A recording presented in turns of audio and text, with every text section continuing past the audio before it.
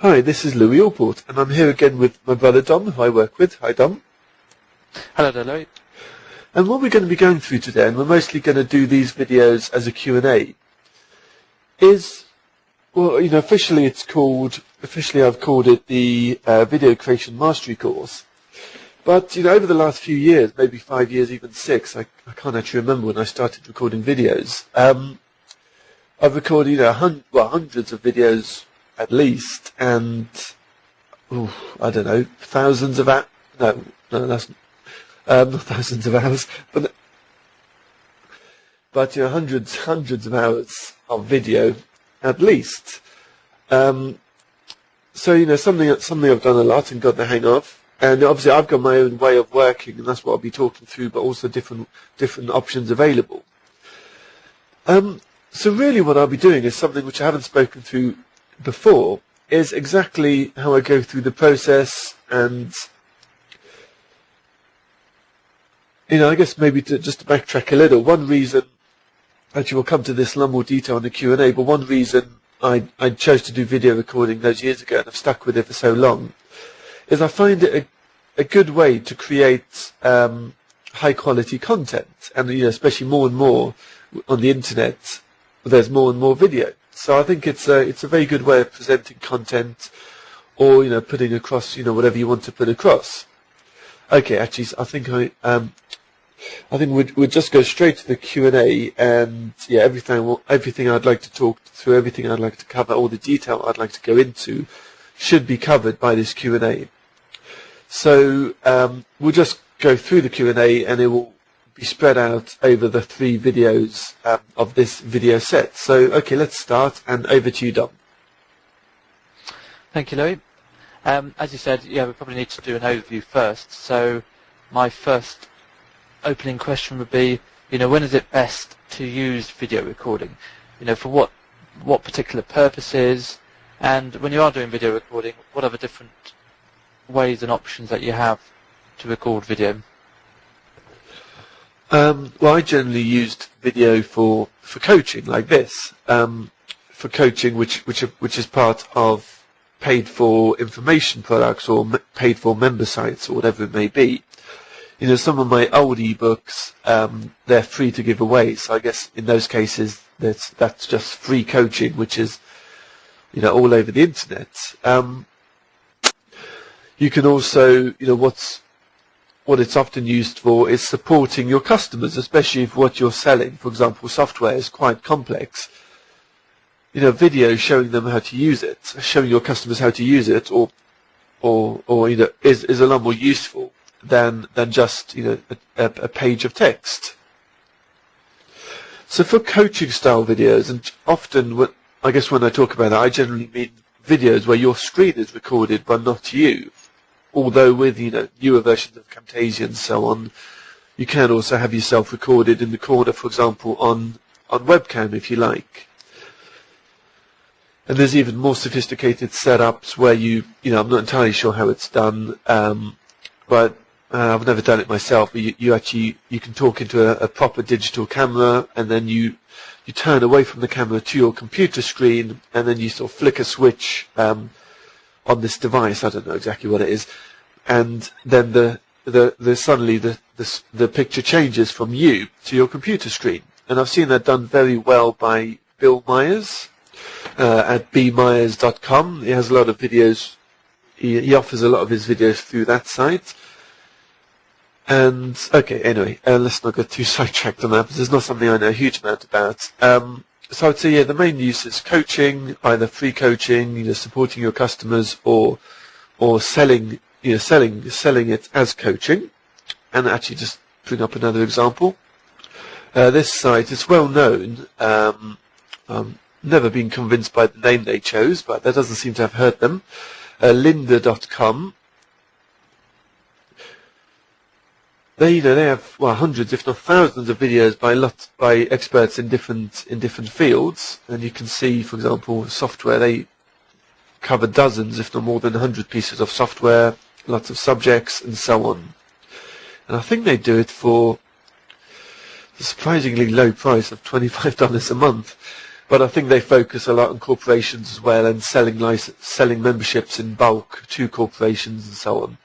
So anyway, so this is an example of coaching, video coaching done very well. You know, that's basically built up a very successful business. And I won't be talking about it so much, but of course other video coaching is just where you're recorded, either talking directly into a webcam, which a lot of people on YouTube seem to like to do, or, you know, maybe more professionally where you're talking to someone, someone's interviewing you, or you're talking to a small group or whatever it may be, or even a seminar, for example. Okay, but I'll largely be focusing on Camtasia, recording coaching videos, because that's my, you know, that's my sort of expertise, that's my background. And it works very well for the reasons mentioned, for creating information products, supporting your customers. Oh, also, actually, I completely forgot. It also helps, it can help with increasing sales. Actually, different formats of video can work well for that. But for example, you know, when selling software, there's also often demos of the software as a video on the page. Okay, a couple further examples. Okay, here's an example of a piece of software which is demoed, which is demonstrated using video on the sales page. So just demo video there. And then, yeah, just a few bullet points really, and then you can order, or you can actually click for this full sales letter. So that's quite interesting. You know, some people even replace entire sales letters just with videos.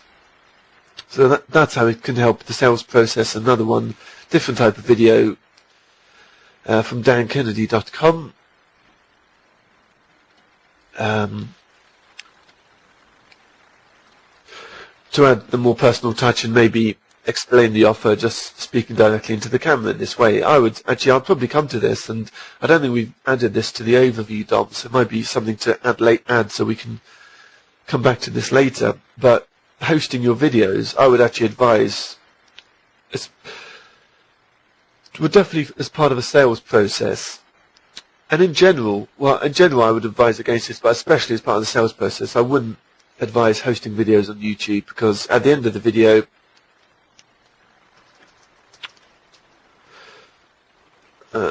okay, I'm trying to.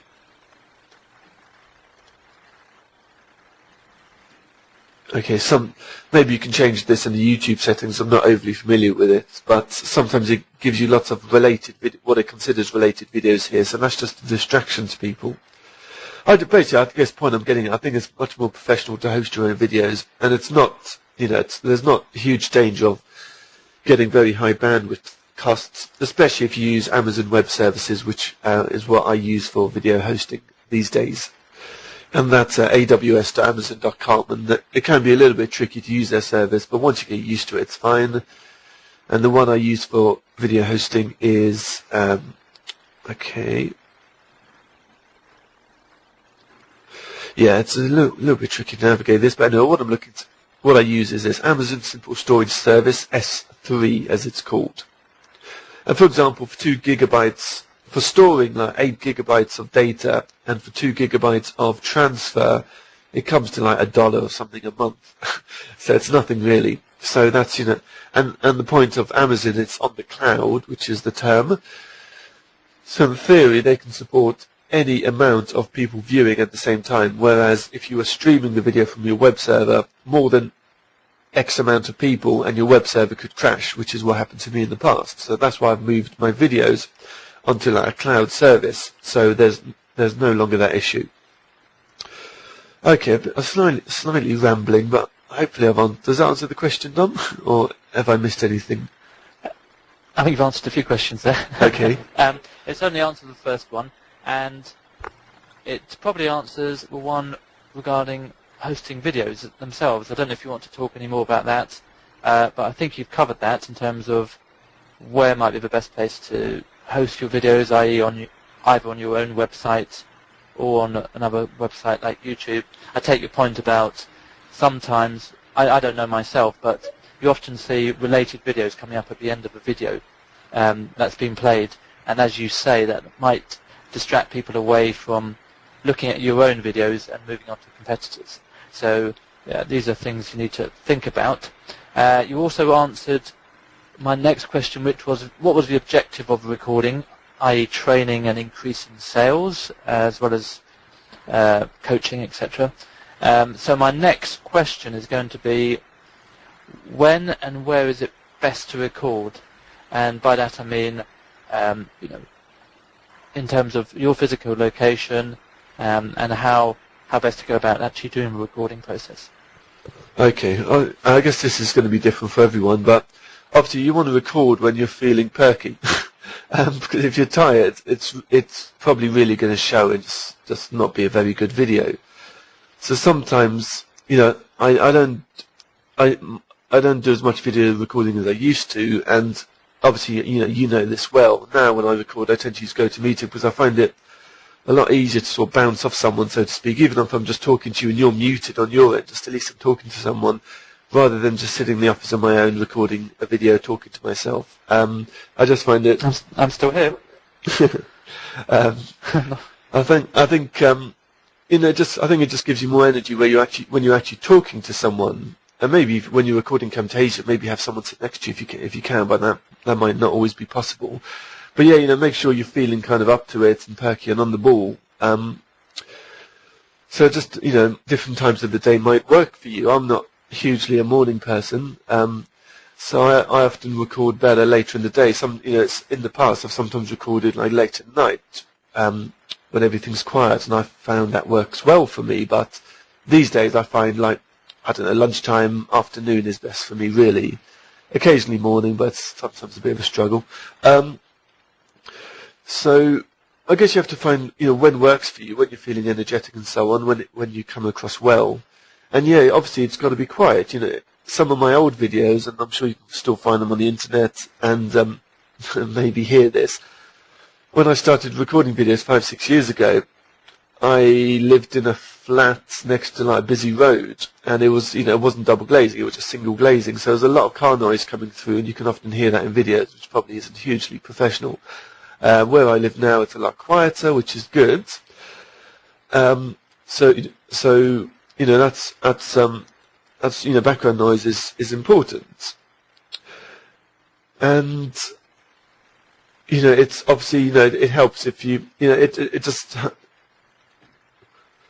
I feel it is helpful for recording videos if it's pretty quiet where you live, and in videos you have to sort of project your voice. So if the walls are really thin, then then everyone else is going to hear what you're up to potentially. And actually, interestingly, in a lot of offices, it seems around here, basically there's just partitions, so it's not very good for recording videos in an office because partitions are so thin, and you might kind of bother the people next to you just because you don't really want to whisper into your microphone. You want to have an attempt at projecting your voice. So, and just something to think about. But obviously, just do the best you can regarding your situation. And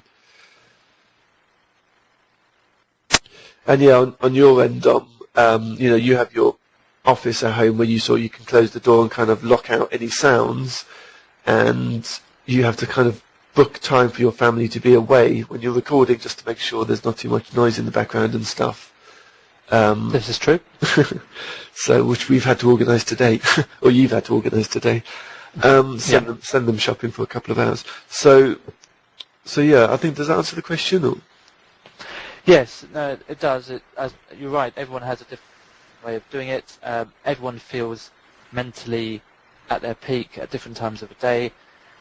Probably an important thing is if you work best maybe with a script, or at least a sort of vague outline, have that, because that should help reduce your editing time and your chances of making a mistake later on. Well, that was one of your next questions, wasn't it? Yes, it was going. Yeah, it leads on to planning. Yeah. How best to plan videos, i.e., in terms of thinking up the ideas in the first place, and then actually planning the steps you intend to talk about or go through in the video, so that you avoid the aggravation of having to edit for hours after having finished the video itself. Yeah, I do strongly advise against creating a lot of editing work for yourself, because it does turn into a headache. So it's best to sort of get, as much as possible, get the first take as good as possible. Otherwise, yeah, you just create a lot of work for yourself, I find. Like, for example, I don't create new private label videos anymore. Just because main reason, just it's so much work. It's some video sets. Like, for example, one video set of maybe 5 or 10 videos or whatever. It's a week's worth of research and planning. It's a huge amount of work, and a lot of research. I've got to learn new topics which I may not be overly familiar with. I've got to take all that information. I've got to distill it. I've got to organise it. And it's a huge amount of work, I find. So if you know the subject, things are going to be a lot easier. It's a lot easier to record. It's a lot easier to record. There's a lot less planning. Like, for example, we planned this video set, but I know the topic, obviously, so we just had to spend a half an hour or something creating a bullet outline of what's going to be talked about and when, and that's largely it. It's quite loose. Whereas if you don't know the subject, you really have to become familiar with it and organise your notes and make sure, the information you're putting across is accurate, and so on. So, it's, if you don't know the subject, it can be a lot of work and a lot of research, and really you've got to sort of do your best to learn new subjects quickly, which I was doing that for years, and I just, at a certain point, it's just draining, and I thought, okay, enough of this, I want to do something else. So something to think about planning. Yeah, I can, if you know a subject well, you don't need to do as much planning, and I've been accused in the past, I think, kind of, not in an angry way, but in a, just in a friendly feedback way from customers. My videos are sometimes a bit rambling and a bit all over the place. But I guess that's how I communicate, and I think my best attempts at improving on that haven't really worked. So I try to organise my thoughts a bit and sort of put them across the best I can. But I think it's just how I present ideas.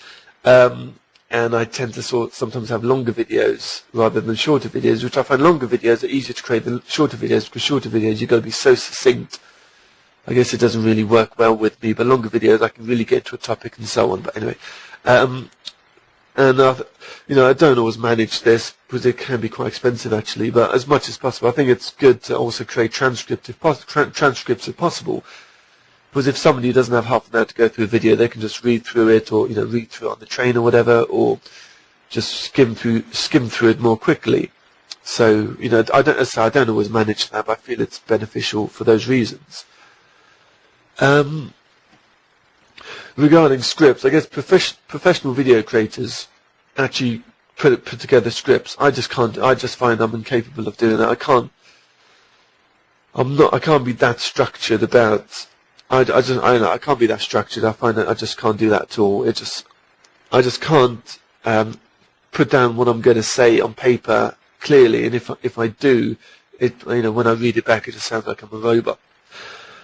So the only way I can record is by creating rough notes and then just sort of talking off the top of my head.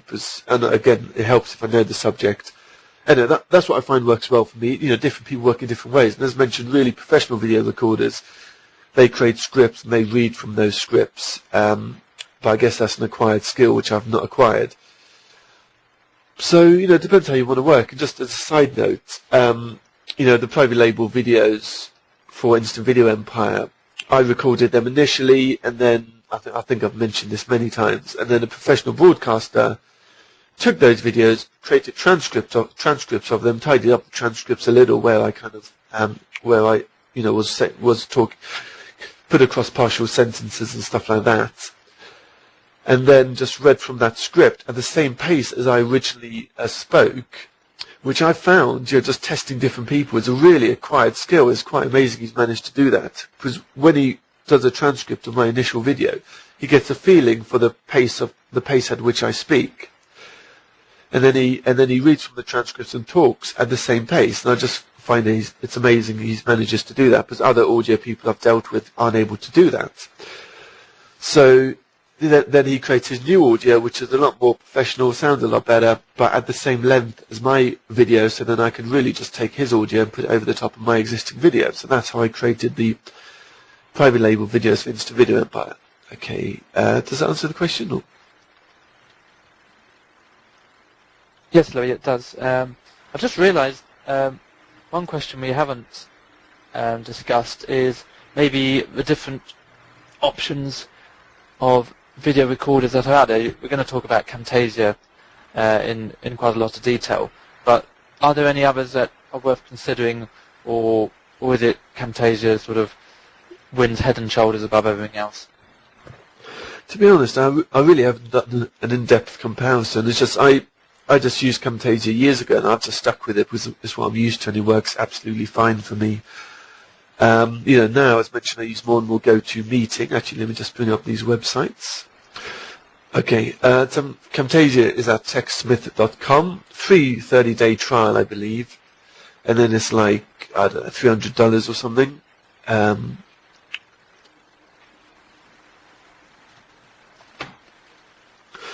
There's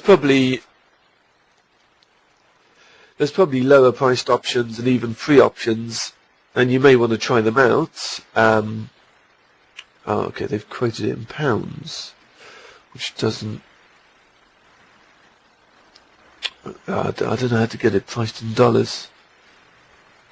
Anyway, okay, just go to techsmith.com and you'll see the price. If you just go to download.com and search for, I don't know, video recording or screen capture video, stuff like that, you'll probably find some other options. There may be perfectly good ones. I haven't tried them out.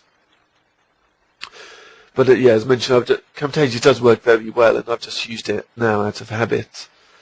But now again, more and more, or mostly, I use GoToMeeting because I find it easier, and it's actually very reasonably priced. It's free for the first 30 days.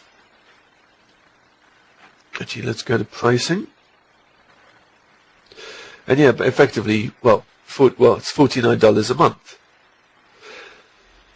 And you can cancel it if you don't use it and then start using it again, but we use GoToMeeting a lot, so it's just worth staying on subscription. So we'll probably be on subscription a long time, which will cost a lot more than Camtasia, but doesn't feel as much when you're paying monthly. And there's also GoToWebinar, which is slightly more expensive. I believe, $99, but you get GoToMeeting with it. GoToMeeting is more small groups, or just one or two people talking, recording the screen.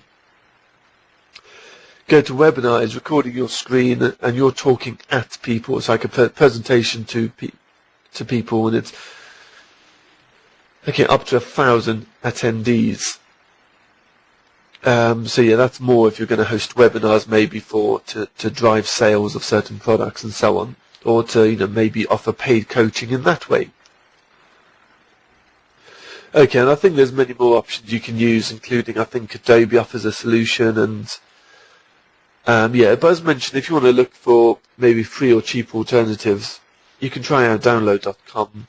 But I'll mostly be talking through mostly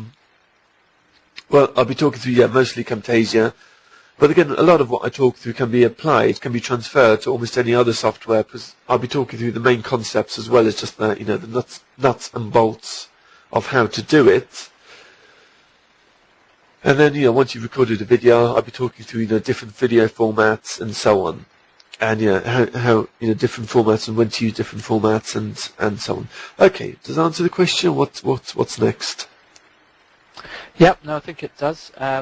And yeah, your point earlier about planning, just to go back to that for a bit, I used to do a little bit of stand-up talking to clients and to reasonably large groups, and that I made the classic, I think, newbie mistake, which was to maybe overplan and almost have everything written out and almost read from the script.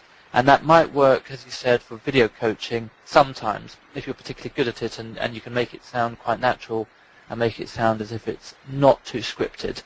But I think it can very easily make you sound very stilted and make you sound, exactly, just like a robot. And I think that's no good.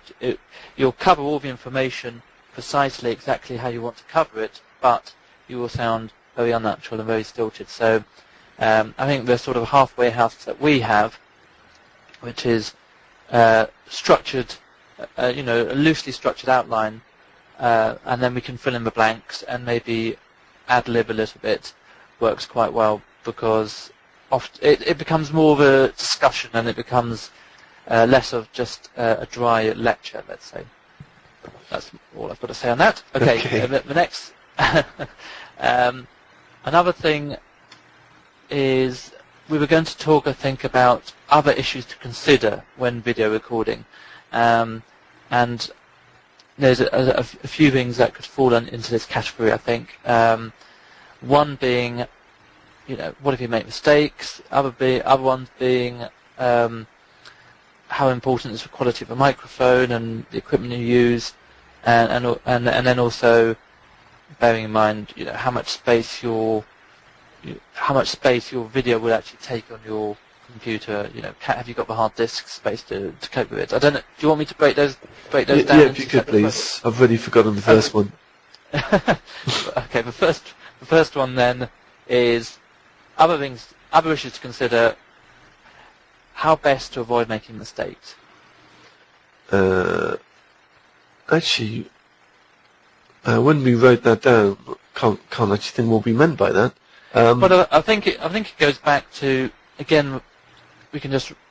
I'll answer my own question. Then it was I think it was just emphasise the fact that planning, practice.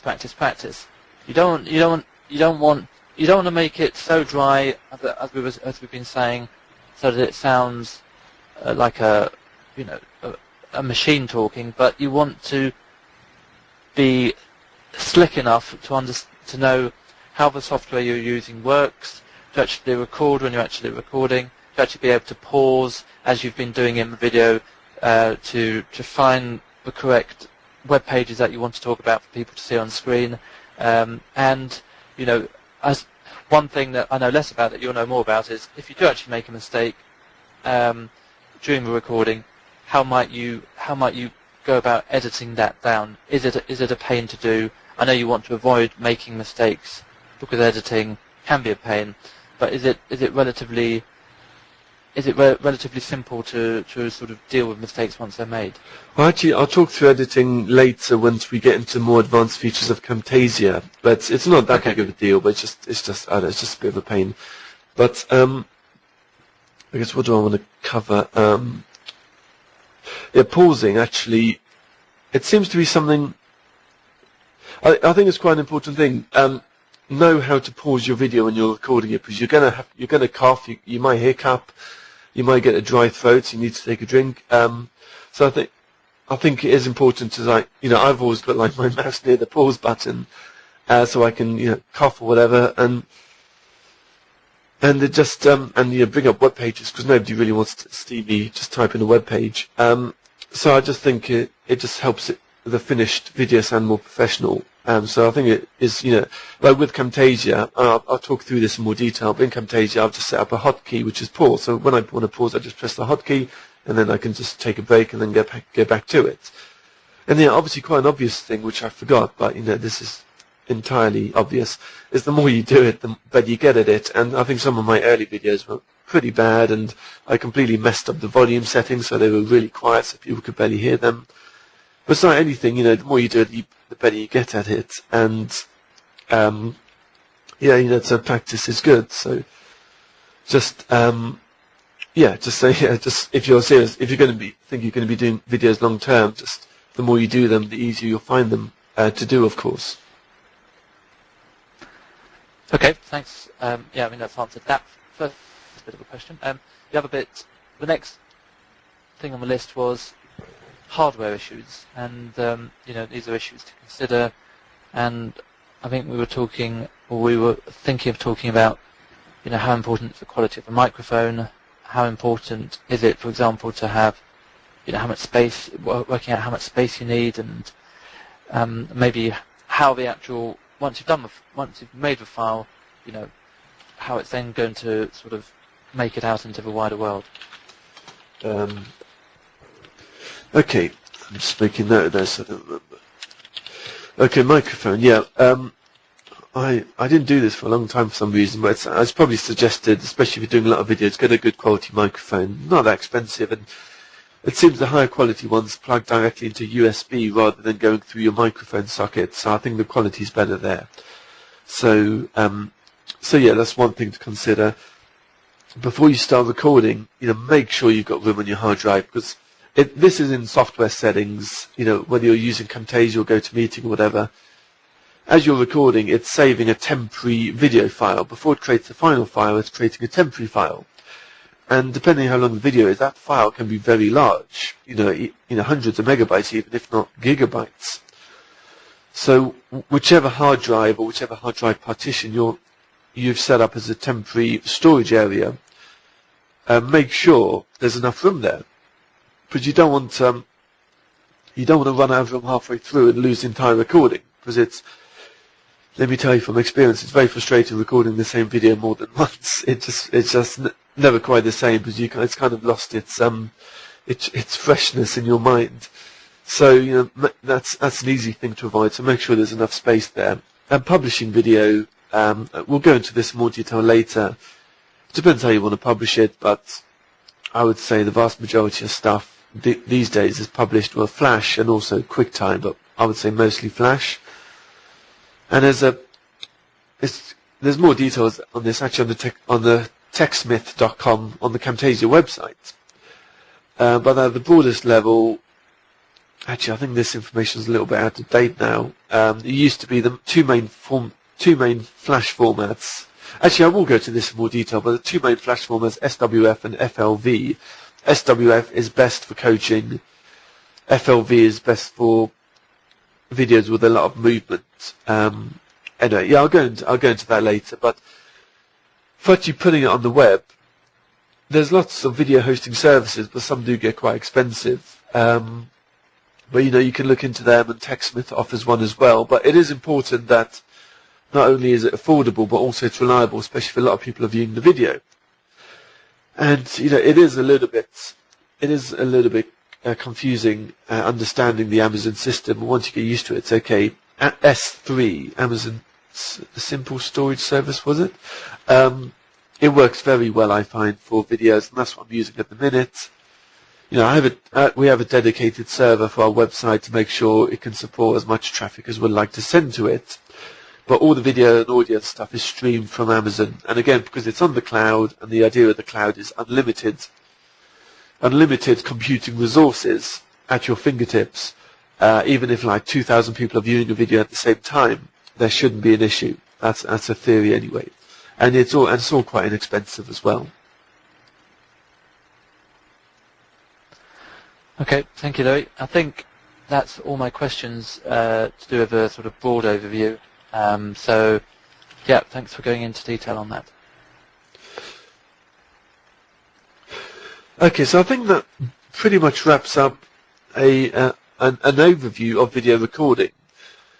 So what we'll do, we'll take a break here, and then in the next video, we'll go into Camtasia in a huge amount of depth, how to record, how to edit and finalize video, more advanced features of Camtasia, different video formats, and so on. And then in the final video, we'll talk through GoToMeeting and other options available. We'll focus on GoToMeeting and maybe touch upon some other options, but I'm not sure how much I have to say about that. But yeah, mostly GoToMeeting and the pros and cons of using that. So okay, we'll stop now, and then we'll be back in the next video.